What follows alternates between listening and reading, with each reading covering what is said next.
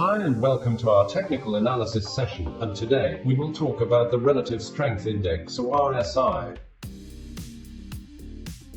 In this session we will learn the following: RSI and its use, overbought and oversold levels, convergence and divergence, and practical uses of this indicator.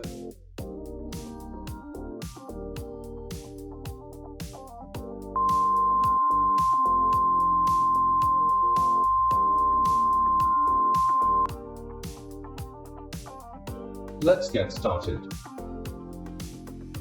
The RSI is developed by J. Wells Wilder in 1978. It was published in his book, New Trading Concepts. It is a momentum oscillator that indicates overbought and oversold levels. As an oscillator, the signal is bound by values, in this case 0 and 100. The signal oscillates between these values. As a momentum indicator, it shows the velocity and the magnitude of price movements.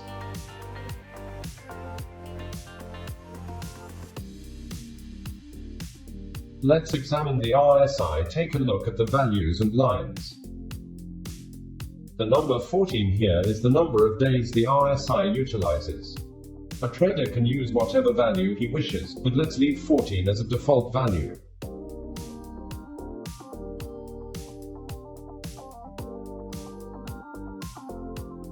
The broken lines are used by traders as visual representation of oversold and overbought levels.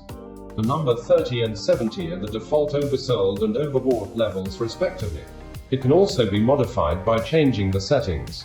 Some traders use values 20 and 80 for the oversold and overbought levels respectively.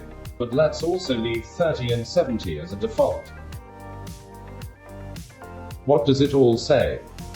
In theory, the traders can buy stocks when the price reaches the oversold levels, and sell when the price reaches the overbought levels.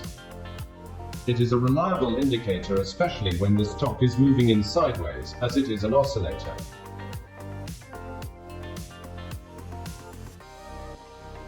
Often when the stock is trending, the RSI may give false signals. In case of an uptrend, price may continue to rise even when the RSI signals overbought. Or in case of a downtrend, price may continue to fall even the RSI signals oversold. How do we use RSI in these occasions? Take a look at the chart here, as the stock price moves in an uptrend. In an uptrend, the price continues to move higher along with the RSI. This is called convergence. It is a signal that indicates the price may continue to move higher even though the RSI is overbought.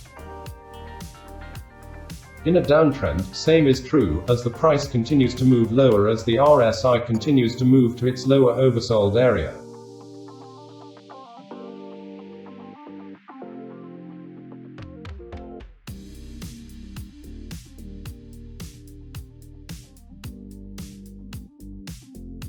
This is called bearish divergence, and may be used by traders as a signal to take profit.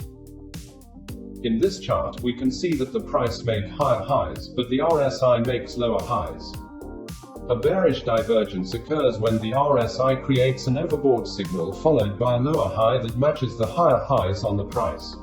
This signals that the price may temporarily pull back, or may change in momentum as it weakens. In the next chart, we can see that the price makes lower highs, but the RSI makes higher lows. This is called bullish divergence, and may signal traders to buy.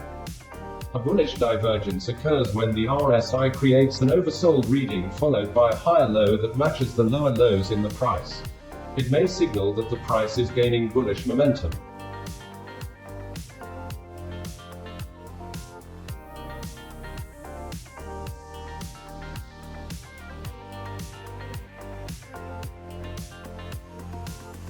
Identify the primary trend of the stock.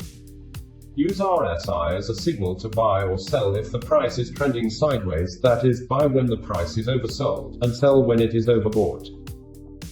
In an uptrend, look for bearish divergence to sell or take profit. In a downtrend, wait for bullish divergence before buying. Please remember that RSI is not a standalone indicator. You can maximize its use by incorporating it with other technical indicators and fundamental analysis. Thank you for watching.